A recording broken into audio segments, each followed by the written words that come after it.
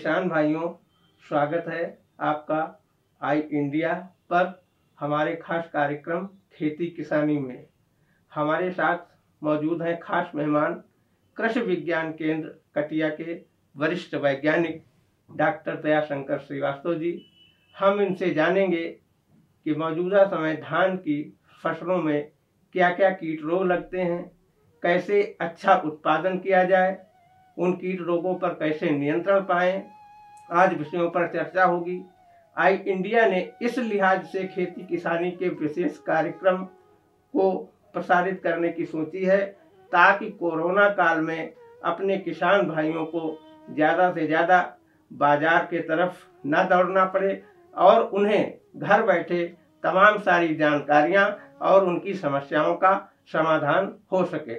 Doctor साहब, स्वागत है आपका हमारे इस विशेष कार्यक्रम खेती किसानी में।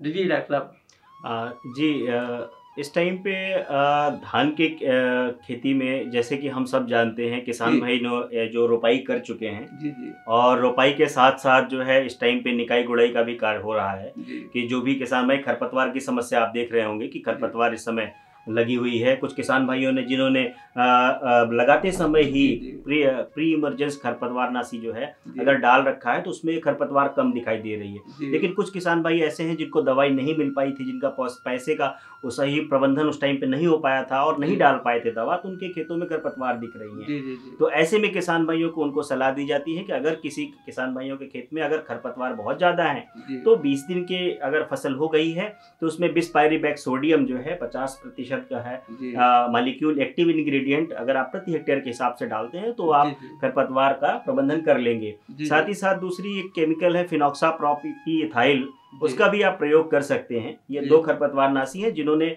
दवा नहीं डाल पाए हैं तो वो अपना खरपतवार का प्रबंधन कर सकते हैं। अगर बहुत हल्की खरपतवार है तो खरपतवारनाशी की डालने की आवश्यकता नहीं है, क्योंकि खरपतवारनाशी कोई अच्छी चीज नहीं है एक रसायन। और किसान भाइयों जानते हैं कि अगर खेत में मित्र जीव का संतुलन अगर बिगड़ने का कोई कारण है तो वो रसायन है। तो किसान भाइयों को एक सलाह ये भी है कि जब बहुत ही आवश्यक लगे तभी रसायन डालें, अन्यथा रसायन की संस्तुति हम लोग नहीं करते और आप भी इससे बचें ताकि खेत में मृत जीवों का संतुलन स्वयं बना रहे।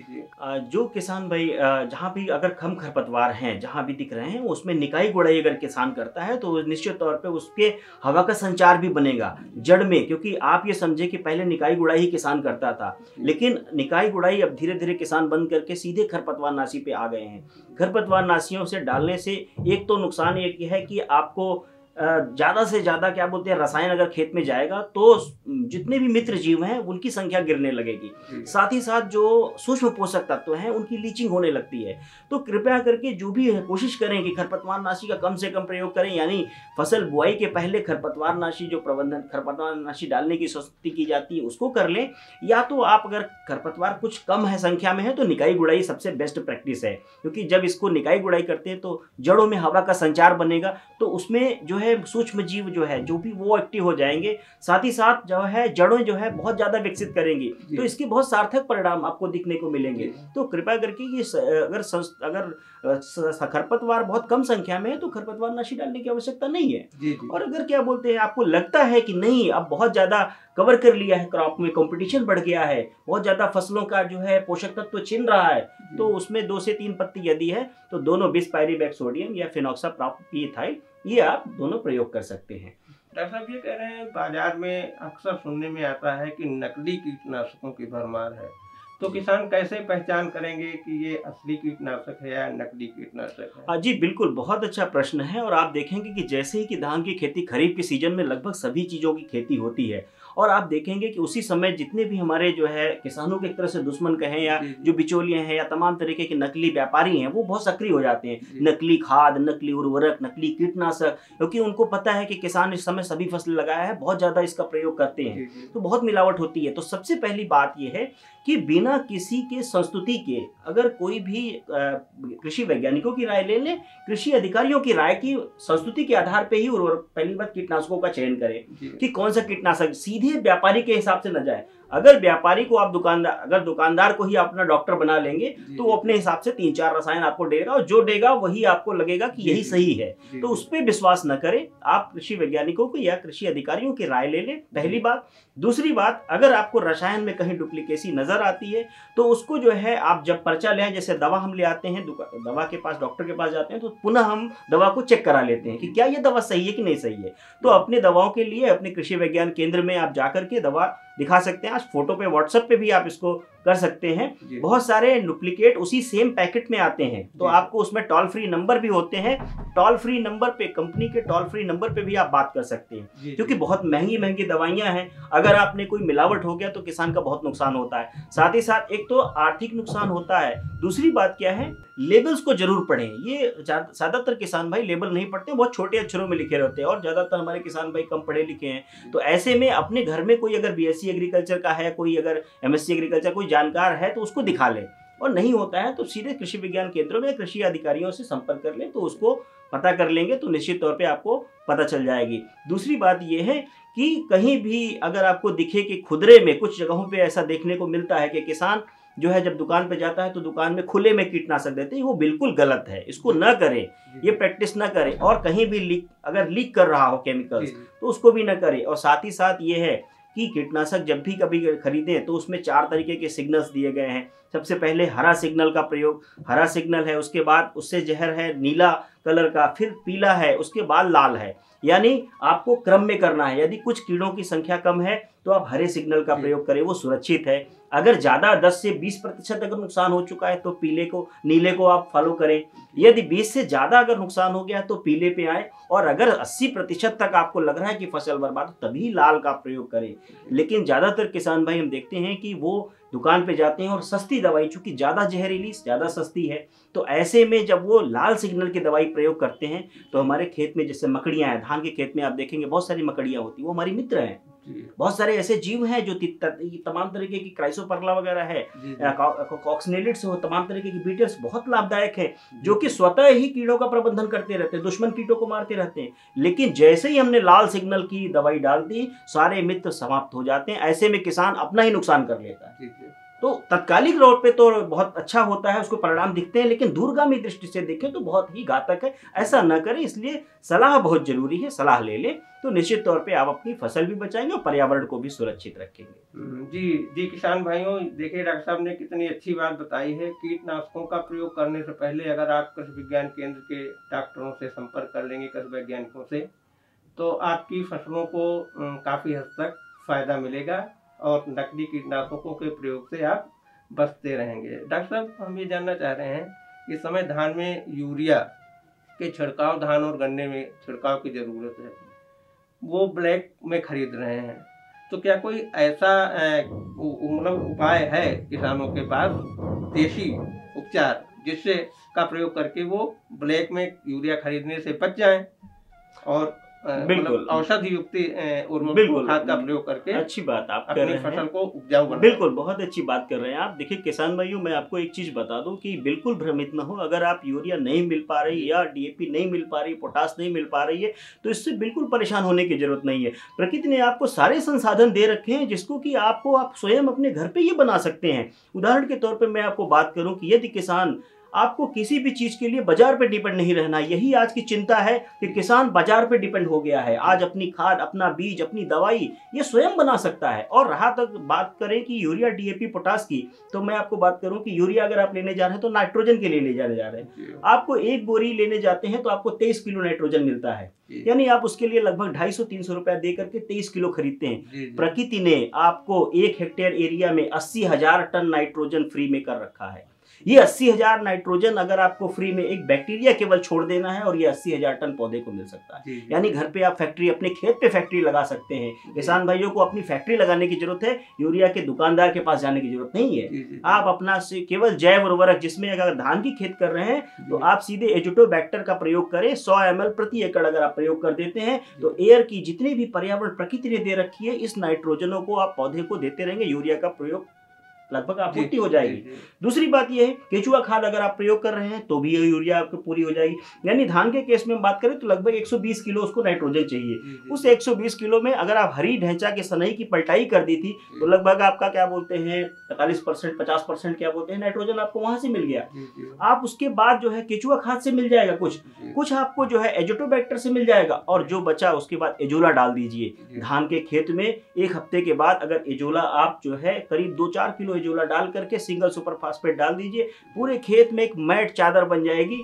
आपका खरपतवार भी नहीं पनपेगा, खेत में खरपतवार भी नहीं आएगा, साथ ही साथ नाइट्रोजन की आपूर्ति हो जाएगी और एडिशनल मात्रा में आपको पर्याप्त जल की भी बचत हो जाएगी। यानी ये जो प्रकृति ने संसाधन इसको किसान अगर अपना ले तो बाजार के यूरिया की आवश्यकता बिल्कुल नहीं है। इसी तरह फास्फेट डीएपी की बात करें, जो आप डीएपी लेने जाते हैं, आपको बताऊं कि किसान भाइयों आप नहीं जानते होंगे शायद, लेकिन 65 से 70% आपकी जो डीएपी खेतों में आप प्रयोग करते हैं वो मिट्टी में जाके फिक्स हो जाती है। कई वर्षों से आप डीएपी डाल रहे हैं, कई लाख रुपए आपका मिट्टी में जाके फिक्स हो रहा है। आप इसकी चिंता नहीं करते कि ये कैसे पौधे को मिले, लेकिन अगर थोड़ा सा जो है अगर आप विवेक का प्रयोग करें, फास्फेट सॉल्युबलाइजिंग बैक्टीरिया यानी ये आपकी डीएपी घोल घोल करके मिलने के लिए प्रकृति ने आपको फास्फेट सॉल्युबलाइजिंग बैक्टीरिया दे रखे हैं। वो 100 ml की सीसी केवल डालनी है, और जैव उर्वरक जिसको बोलते हैं अगर आप डाल देते हैं प्रति एकड़ के हिसाब से, आपकी पूरी अघुलनशील डीएपी जो पड़ी हुई है उसको घोल घोल के दिया, नहीं आपको अलग से डीएपी की बोरी नहीं डालनी है। इसी तरह पोटास के लिए है, आप पोटास जो लेने जाते हैं पोटास सॉल्युबलाइजिंग बैक्टीरिया उपलब्ध है। इसी तरह जिंक सॉल्युबलाइजिंग बैक्टीरिया, यानी जैव उर्वरकों की जो पूरी रेंज है, आप रसायन उर्वरक जो यूरिया डीएपी पोटास आप ले रहे हैं, इसके बदले अगर आप जैव उर्वरकों को अडॉप्ट कर लेंगे तो आपको इन रसायनों से निजात मिल जाएगी, आपका पैसा बचेगा, आपकी लागत बचेगी, पर्यावरण आपका सुरक्षित होगा। दूसरी खूबी इन जैव उर्वरकों की ये है कि ये मिट्टी में बढ़ते हैं। वो रसायन आपके एक बार प्रयोग किया, अगली बार फिर करना पड़ेगा। इन जैव रसायन, इन जैविक जो उर्वरक हैं, इनको यदि आपने खेत में अच्छा माहौल दे दिया, केवल गोबर की खाद ढैंचा सनई की पलटी करके केवल इनको छोड़ दिया, ये प्रकृति में बढ़ते रहेंगे। अगले साल आपको बिल्कुल ये नहीं भी डालना हो सकता है 2-3 वर्षों में इसको न भी डालिए, तब पर भी आपके यूरिया डीएपी पोटास की आपूर्ति हो जाएगी, यानी आपकी खेती की लागत कंट्रोल में आ जाएगी। जी डॉक्टर साहब, हम चाहते हैं कि हमारे किसान भाइयों को आई इंडिया के माध्यम से आप संक्षिप्त में ये जानकारी दे दें कि वो जैव उर्वरक अथवा जो अपनी प्राचीनतम खादें हैं उनको सीमित संसाधनों में और कम लागत में कैसे तैयार कर सकते हैं। जी बिल्कुल, अगर ये कोई किसान इसको तैयार करना चाहता है तो मैं सबसे पहले कहूँगा गोबर की खाद आप सिंपली ले लें, और गोबर की खाद ले लें, उसमें आप सड़ी हुई खाद में जैव उर्वरक आपको मिल जाता है, एजोटोबैक्टर बैक्टीरिया कल्चर आपको मिल जाएगा। 100 ml आपको गुड़ का घोल 1 किलो ले लें और उसमें डाल दें। 1 क्विंटल गोबर की खाद में या केचुआ की खाद ले लें, 1 क्विंटल खाद में 100 ml डाल करके 1 किलो गुड़ का घोल डाल दें, 15 दिन के लिए छोड़ दें उसको, और उसके बाद शाम के समय यदि खेतों में किसान भाई प्रयोग करें, खड़ी फसल में भी इस समय भी आप प्रयोग अगर कर देते हैं तो आपकी वो आपूर्ति हो जाएगी। इसी तरीके से पीएसबी कल्चर और इसी तरीके से केएसबी कल्चर और जिंक सॉल्युबलाइजिंग बैक्टीरिया, यानी ये चारों चीजों का प्रयोग किसान भाई कर करके अपनी आपूर्ति कर सकता है। डॉक्टर साहब, हम ये जानना चाह रहे हैं इस समय धान की फसल में कौन कौन कीट रोग लग रहे हैं या आगामी दिनों में लगने वाले हैं, और किसान भाई उसका कैसे प्रबंधन करेंगे। बिल्कुल साथियों, किसान भाइयों, इस टाइम में आप देख रहे होंगे खेत में पत्ती लपेटक कीट आपको बहुत दिख जाएगा। जो पत्ती है इसमें मैं आपको बता दूं, इससे घबराने की जरूरत नहीं है, इसका फसल आर्थिकी पे कोई नुकसान नहीं। पहली बात, बहुत किसान भाई इसमें लगा के तमाम तरीके की दवाई छिड़क रहे हैं, आपका अननेसेसरी वे में आपका पैसा बढ़ा रहे हैं। इसमें ये कीट आर्थिकी नुकसान नहीं करता, ये शुरू कोमल पत्तियों खा रहा है, कुछ दिन बाद स्वतः ही खत्म हो जाएगा, इसलिए रसायन आप इसमें न डालें। दूसरा जो महत्वपूर्ण है तनाछेदक, जिसमें बाली निकलेगी, बाद में आप देखेंगे जब बालियां निकलेगी तो दाने नहीं बनेंगे, ऐसी समस्या आती है, पूरा ग्रेन एकदम बाली एकदम खाली हो जाती है, वो कीट अभी लग जाएगा, यानी 20 दिन के बाद ही लगता है। उसके लिए एक दवा है क्लोरांट्रा नीलीप्रोल है, 4 किलो प्रति एकड़ के हिसाब से अगर आप उसको डाल देंगे, या कार्टाफ हाइड्रोक्लोराइड है 10 किलो प्रति एकड़ के हिसाब से अभी आप प्रयोग कर दें तो वो कीट आपका अभी ही कंट्रोल हो जाएगा।